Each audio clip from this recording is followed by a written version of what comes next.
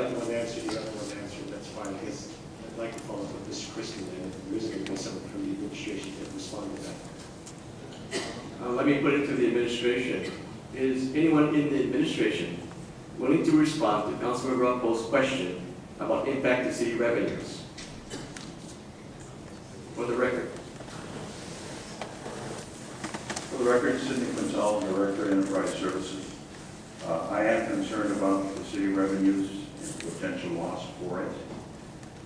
Right now, if I could call a recess so we could confer, I would request that. I don't think I can offer that, but as it stands right now, if we use the original wording and there's no commercial events allowed, and wording were added without permission, I don't know if that would solve the problem, but this is one time I'm very happy I'm not an attorney, and that I can move ahead from the standpoint of revenues are in fact a concern to my department, since we derive all of our operating revenue as much as we can from external services. I think the chair wants to continue to play out this question about impact to revenue, so we'll entertain more questions. With Mr. Kristen. Any more questions for Mr. Quintal with respect to the impact on revenues? And a lot of discussion, and I'm surprised no one wants to ask him. Councilmember Controller. So, the conditions to allow first right of refusal, do you have any problem with that? The first right of refusal, I would prefer it to be permission versus first right of refusal. Same thing. Yeah. The difference could be adverse selection. If we had an event that was already played out, it could not prevent someone from coming in behind us if it was for the first right of refusal. Okay. The other thing is the IGA that will come later, even if we put back that language on first right of refusal or permission from you folks, that will spell out the nuts and bolts of what they can do. And if they violate, what are your course of action? That deals with revenue too. Do you have any problem with that? And will you be the one, the department who will be enforcing it rather than the DD? One of the reasons we were trying to get approval for the measure was to be accommodating. We were working on the IGA, again, because the UH attorneys and our attorneys could not get together within a reasonable period of time to hammer this IGA out. We opted to do the second, or to amend the VRU language. However, we would not be against working on an IGA if it's so needed in the approval process. My understanding to this is this. By putting back the original language of first refusal or permission, we can pass this PRU or this bill, this resolution out. The IGA will come later, so that our lawyers and their lawyer will have enough time to look at interrupting the conditions or guts for the IGA. So we're not trying to stop passing the PRU, but we'll come up with the details later. Is that okay with you guys? I'm in agreement with that. I think if rather than first right refusal, we could get permission inserted in there. And and it's for the record that with this passing that we would work with UH Manoa for an IGA. I can agree to that. Okay, thank you. Thank you, Councilmember Controller. Councilmember Djou. Thank you, Mr. Chair. Mr. Chair, this whole line of questioning, I think, is extended and unnecessary. This is something that better be handled in the zoning committee. We've been here for, gosh, an hour here on this particular resolution. I'm going to make two motions. The first motion is that if there are further questions, I move to recommit this measure back to the zoning committee. And if there aren't any further questions, I move to call the question. Thank you, Chair. motions that you're putting to the floor now. You want to act on the first one. Is there a second to recommit the bill back to committee? Hearing no second, the motion fails. You want to make your second motion? Call the question, Chair. The motion is to call for the question. Is there a second? Both motions fail.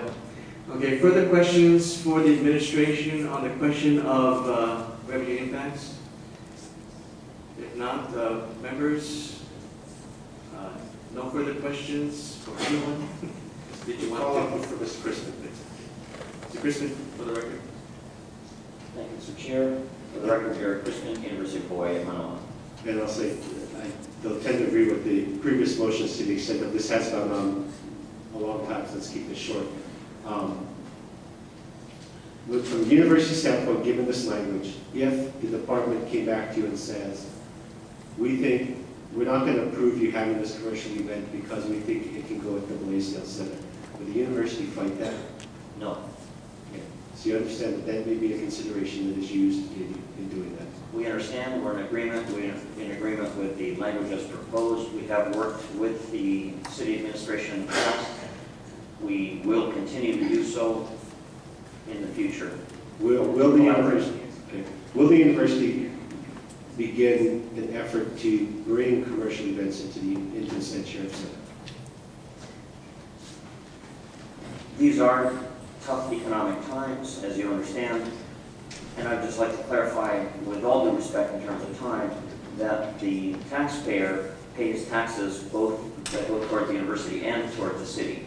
And so we see ourselves also in a fiduciary responsibility toward the taxpayer, so just to clarify that. Yeah, We the have city been- keeps trying to take the money that they're supposed to give to us. I understand. The whole notion and premise here is that we have worked in the past and will continue to work collaboratively, even toward a memorandum of agreement, which we have submitted to the city for their consideration, and will continue to do so, that will protect the city's interests while not harming the university's interests. We've been asked to look for every dollar, and that's, if the city can't take a commercial event, we see no reason why the university would have to forego that opportunity. Certainly, I think that's why, at least for me, I was okay with the right of first refusal language.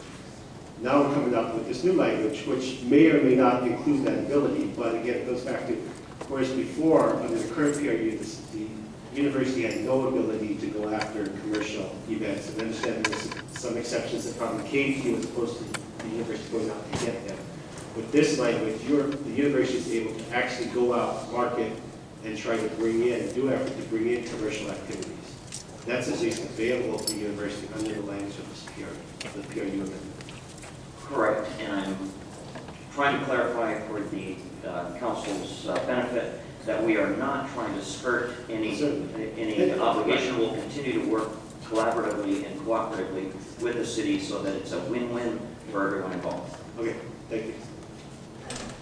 Further questions for Mr. Crispin, Councilmember Anderson, followed by Kobayashi and Kachola. So just following up on that, Mr. Crispin, so the university will not look to host commercial events that could otherwise be hosted by the Neil Blaisdell Center? That's correct. We will, just to clarify, we have been tasked with finding additional sources of revenue, as you understand. But you will not look for additional sources of revenue by looking for events that could otherwise be hosted by the Neil Blaisdell Center? That could otherwise be hosted by the Neil Blaisdell Center, that's correct. In other words, we're not trying to take away business or compete with the Blaisdell Center. What we're trying to do is, if to the extent that we can generate additional revenue without impacting negatively the Blaisdell Center, then we feel we should be allowed to do so. So if a concert were to come to town, then you would view the Neil Blaisdell Center as the appropriate venue for that event, provided the Blaisdell Center can host it? We have in the past and will continue to check with them first and say, are you able to host this event? If not, may we host it? And if they can, Neil Blaisdell should host it. That's the agreement that's been held in the past and that we are committing to in the future. And the university will work with the city administration toward an intergovernmental agreement to that effect. We have been doing so. We hope to continue to do so. All we ask is that the PRU permit not be withheld. As you know, there are a number of projects